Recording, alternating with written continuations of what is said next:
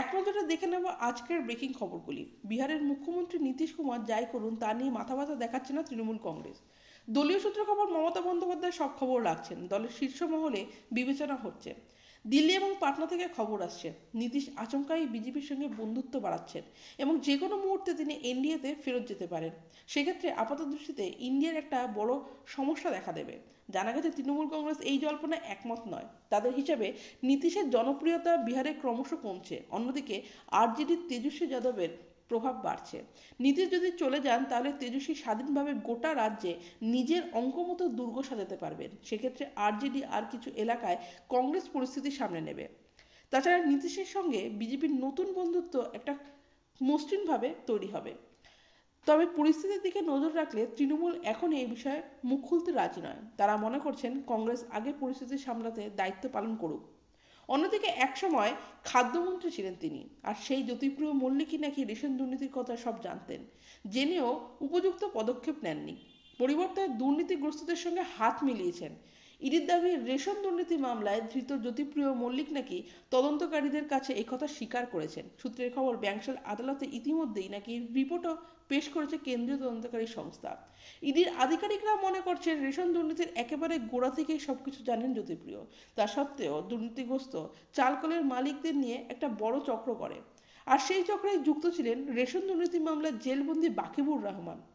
তাকে জেরা করে আবার জ্যোতিপ্রিয় মল্লিকের যুক্ত থাকার ব্যাপারে নিশ্চিত হন তদন্তকারীরা। সেই অনুযায়ী গত বছরের 26শে অক্টোবর গভীর রাতে গ্রেপ্তার করা হয় জ্যোতিপ্রিয়কে। আবার মন্ত্রীর লেখা চিঠির ভিত্তিতে ইডির জালে ধরা পড়েছেন বনগাঁ পুরসভার প্রাক্তন চেয়ারম্যান শঙ্কর আড্ড। ইতিমধ্যে রেশন দুর্নীতি মামলায় আদালতে চার্জশিট জমা দিয়েছে ইডি। প্রায় 1000 কোটি টাকার রেশন দুর্নীতি হয়েছে বলে মনে করছেন তদন্তকারীরা। ফ্লোরেক্স সংস্থার মাধ্যমে রেশন দুর্নীতির কালো টাকা শঙ্কর আড্ড বিদেশে পাচার করেছেন বলে দাবি করেছে কেন্দ্রীয় এজেন্সি। যাব পরের খবরে। 25শে জানুয়ারি প্রজাতন্ত্র দিবসের ঠিক প্রাক্কালে প্রকাশ্যে আনা হলো এবারে পদ্ম পুরস্কার প্রাপকদের নাম। সেখানেই জানা যায় এবার আরও 16 জনের সঙ্গে পদ্মভূষণ পুরস্কার পাচ্ছেন কাবুলিওয়ালা থুরি মিঠুন চক্রবর্তী। এই তালিকায় এবার বাংলার বহু মানুষের নাম জলজল করছে। মিঠুন চক্রবর্তী ছাড়াও এখানে রয়েছে উষা উত্থুপের নামও।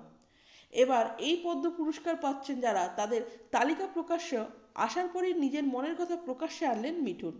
কি বললেন তিনি? এবারে পদ্মভূষণ পুরস্কারে সম্মানিত হবেন মিঠুন চক্রবর্তী। সেই খবর জানার পরই তিনি সাক্ষাৎকারে বর্ষিয়ান অভিনেতা জানান, আমি ভীষণ গর্বিত এই পুরস্কার পাওয়ার জন্য, ভীষণ আনন্দিতও আমি।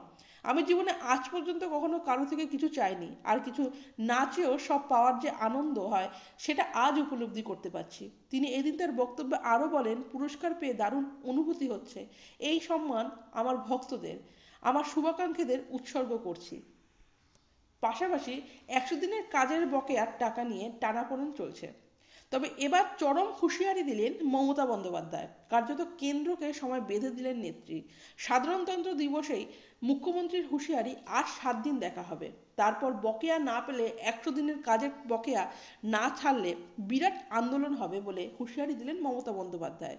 রাস্তায় নেমে আন্দোলনের ক্ষেত্রে মমতা বন্দ্যোপাধ্যায়ের বিকল্প ছিল না, তবে তিনি তখন ছিলেন বিরোধী নেত্রী। এখন তিনি মুখ্যমন্ত্রী। তবে রাজ্যের মুখ্যমন্ত্রী হিসেবে তিনি কেন্দ্রকে কার্যত সময় বেঁধে দিলেন। তার সাফ কথা, আর 7 দিন দেখা হবে। কেন্দ্র রাজ্য সচিব পর্যায়ের বৈঠক হয়েছে, তার মধ্যে 100 দিনের কাজের টাকা না ছাড়লে তৃণমূল বৃহত্তর আন্দোলনে নামবে। রাজভবনের চা চক্রে গিয়েছিলেন মুখ্যমন্ত্রী। এদিকে সাধারণতন্ত্র দিবসেই তিনি কেন্দ্রকে একেবারে সময় বেঁধে দিলেন। এদিকে 100 দিনের কাজের বকেয়া সংক্রান্ত ব্যাপারে মঙ্গলবার সচিব পর্যায়ে বৈঠক হয়েছিল দিল্লিতে। কেন্দ্র ও রাজ্য সরকারের সচিব পর্যায়ে বৈঠক ছিল এটি। কেন্দ্রীয় গ্রামোন্নয়ন দপ্তরের সচিব শৈলেশ কুমার সিং উপস্থিত ছিলেন বৈঠকে। প্রধানমন্ত্রী দপ্তরের সচিবরাও ছিলেন বৈঠকে। সামনেই লোকসভা ভোট, তার আগে বকেয়া সংক্রান্ত ব্যাপারে হলো বৈঠক। তবে শেষ পর্যন্ত লোকসভা ভোটের আগে এই 100 দিনের কাজের বকেয়া মিলবে কিনা সেটাই এখন বড় প্রশ্ন। দেখবো পরের খবর, সত্যিই কি নীতিশ কুমার ফের বিজেপিতে ফেরত আসবেন? লোকসভা ভোটের মুখে এ নিয়ে জল্পনা একেবারে তুঙ্গে। শুক্রবার সেই জল্পনা অব্যাহত। এমনকি জেডিইউ তাদের জনপ্রতিনিধি পাটনায় ডাকতে পারেন বলে খবর। এদিকে সাধারণতন্ত্র দিবসের অনুষ্ঠানে দেখা যায় নীতিশ কুমার ও উপমুখ্যমন্ত্রী তেজস্বী যাদব পাশাপাশি বসে থাকলেও তারা পরস্পরের সঙ্গে বিশেষ কথা বলছেন না। এদিকে সূত্রের খবর, রাতের জেডিইউ নেতৃত্ব নিজেদের মধ্যে মিটিংয়ে বসতে পারেন। অন্যদিকে রাজভবনের চা চক্রে অংশ নেবেন নীতিশ কুমার। এদিকে বৃহস্পতিবার সন্ধ্যায় বিহারের বিজেপি নেতাদের সঙ্গে দেখা করেছিলেন কেন্দ্রীয় স্বরাষ্ট্রমন্ত্রী অমিত শাহ।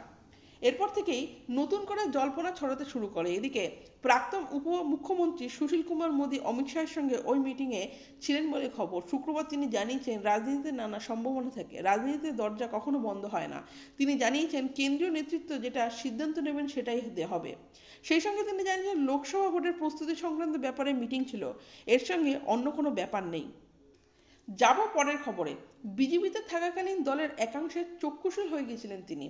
এরপর বিক্ষুব্ধ বিজেপিদের নিয়ে তিনি রীতিমতো একজোট করা শুরু করে দেন। তিনি অনুপম হাজরা। এরপর বিজেপির পদ থেকে কেড়ে নেওয়া হয় তার থেকে। কিন্তু তারপরেও হাল ছাড়তে রাজি নন তিনি। সাংবাদিকদের মুখোমুখি হয়েছিলেন অনুপম, সেখানে একের পর এক বিস্ফোরক মন্তব্য করেন তিনি। তবে গত কয়েকদিন ধরেই জল্পনা ছড়াচ্ছিল, তবে কি এতদিন যাদের চোরের দল বলে খোঁচা দিতেন সেই চোরের দলেই ফিরে যাবেন অনুপম জানিয়েছেন, মানুষ চাইছে, মানুষ আমাকে মেসেজ করেন, ফোন করেন, আমি দেখে বুঝেছি মানুষ আমাকে চাইছেন, তাই আমি নির্বাচনে লড়াই করব। লড়াই করতে দলের প্রয়োজন হয় না। সেই সঙ্গে বিজেপির প্রসঙ্গে তিনি বলেন, রাজ্য নেতৃত্ব যেভাবে তোলাবাজি সিন্ডিকেট চালাচ্ছে তাতে দল রসাতলে যাবে। তিনি দাবি করেন, লোকসভা নির্বাচনে যে সিট বিজেপি পাবে সেটা কেবলমাত্র নরেন্দ্র মোদী ও রাম মন্দির ইস্যুর জন্যই পাবে। এখানে নেতৃত্বের কোনো অবদান নেই। গত 26শে ডিসেম্বর বিজেপির সর্বভারতীয় সভাপতি জেপি নাড্ডা ও কেন্দ্রীয় স্বরাষ্ট্রমন্ত্রী অমিত শাহ তখন কলকাতায়। আচমকাই ফেসবুক লাইভে উদয় হন অনুপম। তিনি বিজেপি নেতৃত্বের বিরুদ্ধে চরম বিষোদ্গার শুরু করেন। এরপর পদ কেড়ে নেওয়া হয় তার। চোখ রাখবো পরের খবরে। ৭৫তম সাধারণতন্ত্র দিবসের প্রাক্কালে বৃহস্পতিবার রাতে পদ্মভূষণে ভূষিত হন ঊষা উত্থুপ। সঙ্গীত শিল্পীর কণ্ঠে বাঁধভাঙা উচ্ছ্বাস। ঊষার মন্তব্য, আমি সবসময় বলি মুম্বাই আমার জন্মস্থান হলেও কলকাতা আমার কর্মভূমি, আর আমি একজন সাচ্চা ভারতীয়। আমার দারুণ লাগছে, আমার দেশ, আমার দেশবাসীরা আমাকে কাজের স্বীকৃতি দিয়েছে। যখন আপনার সরকার এবং দেশের জনতা আপনাকে স্বীকৃতি দেয়, এর থেকে ভালো কিছু হতে পারে না। এরপরই ডিস্কো কুইন ঊষা উত্থুপের সংযোজন, আমি আমার বাবা মা এবং পরিবারকে ধন্যবাদ জানাচ্ছি। আমি মধ্যবিত্ত পরিবারের সন্তান, একজন সাধারণ গান্ধীবাদী, এবং আমি গান্ধীজির মতোই সরল জীবনযাপন করতাম। আমি তো বটেই, আমার পদ্ম সম্মানের খবরে আমার পরিবারের সকলে খুবই উচ্ছ্বসিত। এই অনুভূতি একেবারে আলাদা, কারণ আমি এখন মধ্যপথে। আমি নাইট ক্লাবে গিয়ে গায়িকা হিসেবে কেরিয়ার শুরু করি, তারপর বলিউডে গিয়েছি।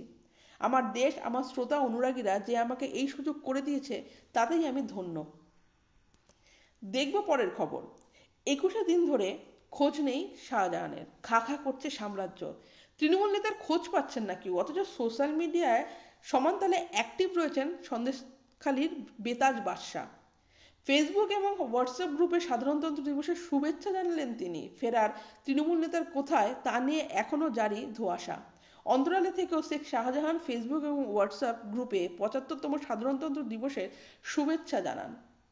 শুধু তাই নয়, ফেসবুকের প্রোফাইল পিকচারও বদল করা হয়েছে। প্রশ্ন উঠছে, তাহলে কি সচল রাখার জন্য ফেসবুক এবং হোয়াটসঅ্যাপ গ্রুপ তার অনুগামীরা চালিয়ে যাচ্ছেন, না অন্য কেউ ফেসবুক হোয়াটসঅ্যাপ ব্যবহার করছেন?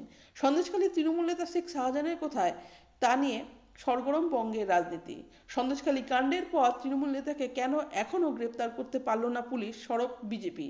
শুভেন্দু অধিকারী শুক্রবার বসিরহাটে হাসনাবাদ ব্লগে মিছিল করেন, বলেন শাহজাহান গর্তে ঢুকে আছেন। ভিডিও ভালো লাগলে অবশ্যই লাইক, কমেন্ট ও সাবস্ক্রাইব করবেন।